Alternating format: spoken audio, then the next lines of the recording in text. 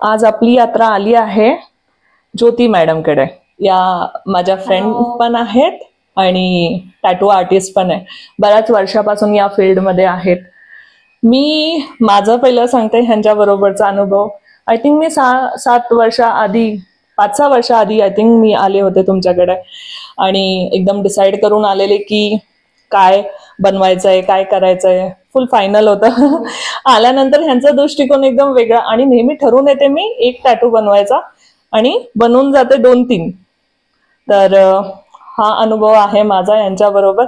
चला ह्यांची एक यात्रा बघून घेऊया आपण की ह्यांनी कसं सुरुवात केली आणि कसं या फील्डमध्ये यायचा विचार केला. बिकॉज हे खूप वेगळं आहे एका फिमेलसाठी चूज करणं हे प्रोफेशन. चला मग ह्यांच्याशी थोड्याशा गप्पा मारूया आणि बघूया ह्यांच्या जर्नीबद्दल. ज्योती मॅडम, किती वर्ष झाली तुम्हाला हे सुरू केलेलं तुम्ही? आणि मी जे काम करते आहे तर ते काम जवळजवळ 12 वर्ष झाले आहेत. या वर्षी 12 वर्ष कंप्लीट झाले. ओके.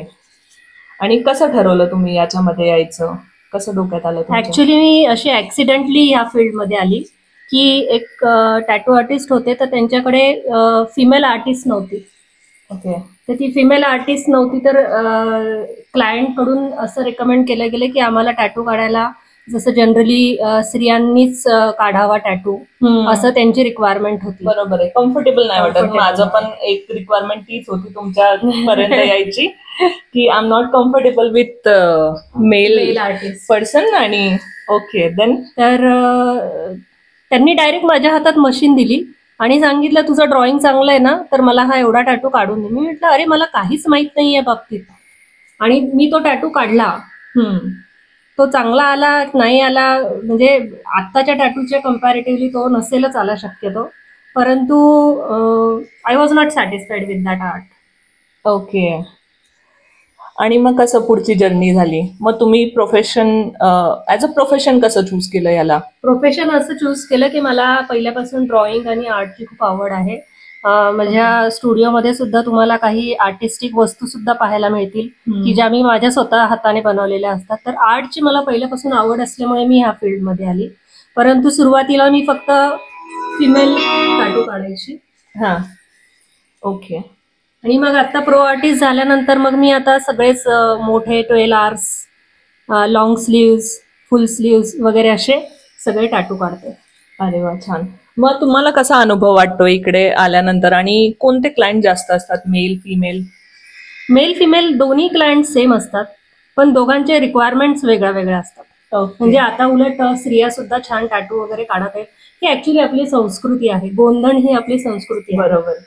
तर त्याच्या बाबतीत लोक पण बऱ्यापैकी या साईडला इंटरेस्ट दाखवत आहेत. ओके.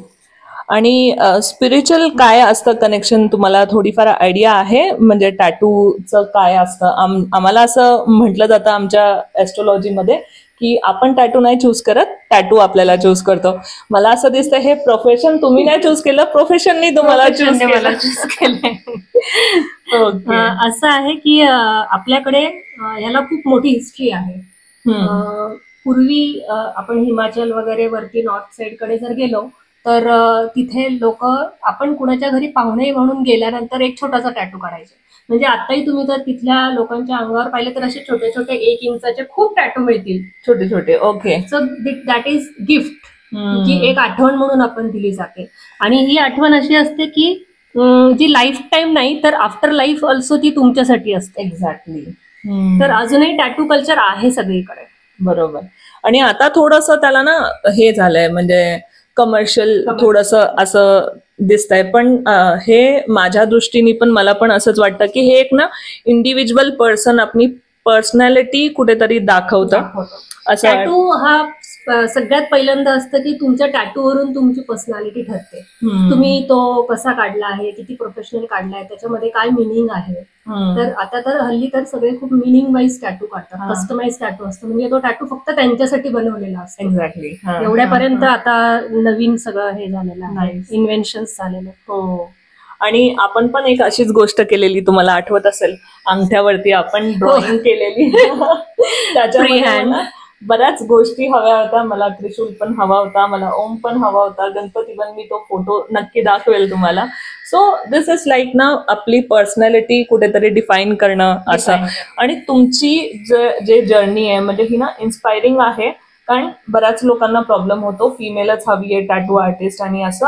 आणि मी म्हणजे माझ्या जेवढं माझं आयुष्य त्याच्यामध्ये मी तुम्हाला एकटीलाच पाहिलंय की हु इज म्हणजे फिमेल आणि मोर दॅन अ फ्रेंड. तुमचं जे सांगायची पद्धत आहे, समजवायची पद्धत आहे, बघायचा दृष्टिकोन आहे तो खूप. नाही, कसं आहे, जेव्हा व्यक्ती समोरून येतो तेव्हा त्याला फक्त माहिती असते की ही डिझाईन छान आहे, पण तो टॅटू नंतर लॉंग टर्म मध्ये कसा दिसेल, त्याचं प्लेसमेंट काय असेल, कशा रीतीने हात फिरवल्यानंतर तो कसा डिझाईन फिरते, हे सगळं गाईड करायला लागतं. आणि ते सगळं क्लायंटला नीट समजून सांगायला लागतं की हे तुझं आत्तासाठी नाहीये, हे आफ्टर लाईफ सुद्धा आहे. माझं जे काम आहे, आपण एखाद्या कपड्याच्या दुकानात गेला, एक ड्रेस घेतला, तो 2-4 वर्षात फाटून जातो, परंतु माझं हे काम असं आहे की तो व्यक्ती आयुष्यभर माझं नाव घेऊन फिरतो. हा टॅटू कुठे काढला, तो ज्योती मॅडमने काढला, इन गॅलेक्सी मध्ये काढला.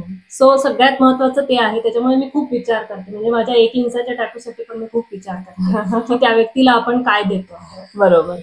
नाही, हे बरोबर आहे. कारण ह्यांचा जो दृष्टिकोन आहे ना तो खूप वेगळा आहे. म्हणजे आपण ज्या गोष्टी बघतो त्या हिशोबाने नाही. आणि this is only spiritual person डू की है ना, ते आफ्टर लाईफ बद्दल विचार करतात बाकीचा. आणि हे मिक्सचर असणं ना खूप युनिक आहे की एखादा पर्सन एकदम पॅशनेट पण आहे आणि आर्टिस्टिक पण आहे, त्याबरोबर स्पिरिच्युअल पण आहे. तर दिस इज लाईक युनिक क्वालिटी. म्हणून मी ठरवलं की मला तुमचा इंटरव्ह्यू करायचा आहे. माझ्याकडे स्पिरिच्युअल टॅटू काढायला जेव्हा येतात तेव्हा हनुमानाचा किंवा शंकराचा टॅटू स्पेसिफिकली मी भगवान शंकर माझ्याकडून भक्ती करून घेतात.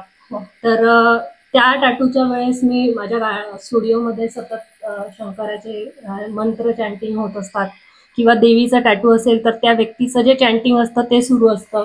तो व्यक्ती एक वेगळ्या भावनामध्ये असतो. आणि काही संकष्टीच्या दिवशी येतात की आम्हाला गणपतीचा टॅटू काढायचा आहे, तर त्या दिवशी सुद्धा त्यांचे सगळे की त्या व्यक्तीचं पूर्ण फिलिंग सुद्धा की आपण आपल्या हातावर काय काढतोय, तर आपण देवाचा टॅटू काढतोय, आपल्या स्वतःच्या अंगावर आपण एक पॉझिटिव्हिटी घेतोय. तर ती सगळ्या बाजूने सुद्धा आम्ही हे केली जाते. आणि असं म्हटलं जातं माहिती, आपण ज्या गोष्टी कंटिन्यू बघतो ना त्या गोष्टीप्रमाणे आपलं होतं. म्हणजे बिहेवियर पॅटर्न आणि बाकीच्या गोष्टी तो नेहमी म्हणजे विचारपूर्वकच काढावा कधी टॅटू. कारण तो रिफ्लेक्ट करतो तुमची एनर्जीला प्लस आणि ट्रान्सफॉर्म पण करतो तुम्हाला. असं म्हटलं जातं की टॅटू हा तुम्हाला कॉन्फिडन्स देतो, सगळ्यात महत्वाचं.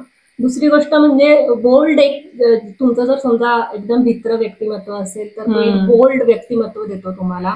आणि ऍक्च्युली टॅटू ही एक कमिटमेंट असते, लाईफ लॉंग जी कमिटमेंट असते, त्याच्यासाठी तुम्ही तयार असाल तरच तुम्ही टॅटू काढू शकता. म्हणजे मेन तो व्यक्ती कमिटेड असायला पाहिजे. बरोबर. सो टॅटू जेव्हा तुमच्या पर्सनॅलिटीनुसार काढला जातो तेव्हा तो तुम्हाला रिप्रेझेंट करतो. राईट, बरोबर आहे. आणि त्याचबरोबर आता हे जे ट्रेंड आहेत की गर्लफ्रेंडचं नाव काढणं, बॉयफ्रेंडचं नाव काढणं, तुमच्या मताने काय आहे? म्हणजे स्पिरिच्युअल इज डिफरंट. मला वाटतं कमिटमेंट आपल्या स्वतःबरोबर असलेली कधी चांगली है ना, ती कमिटमेंट लाईफ लॉंग आणि आफ्टर लाईफ असते. But what about that thing? आता हे टॅटूला नवीन आलेला फॉर्म आहे की अचानक त्यांना आपल्या त्या व्यक्तीबद्दल खूप प्रेम वाटायला लागतं आणि मग त्यांना असं वाटतं की नाही, ह्या व्यक्तीचं आपण नाव लिहावं. परंतु मी स्वतः माझे टॅटू असे काढलेले की त्यांचं काही दिवसानंतर लग्न मोडलं आहे, ते फियांसे होते आणि मग लग्न मोडलं म्हणून मीच माझे टॅटू कव्हर अप केले. तर अशा गोष्टी करताना आपण एकदम भावनेच्या आहारी जाऊन असे डिसिजन्स नाही घ्यायला पाहिजे की आपण याचं नाव लिहिलं आहे आणि मग त्याचं नाव कुठेतरी लपवायला लागलं किंवा मग कुठेतरी हाईड करायला लागलं. ती त्या कमिटमेंट आहे, ती तुम्हाला हाईड करायला नाही लागलं पाहिजे. आणि ह्युमन बरोबर त्या कमिटमेंट किती सक्सेसफुल होतात ना, कारण सगळे तर टेम्पररीच आहेत. म्हणजे साथ आयुष्यभराचा असला तरी पण एक वेळ अशी येणार आहे, एक जण पुढे जाणार, एक जण मागे राहणार आहे.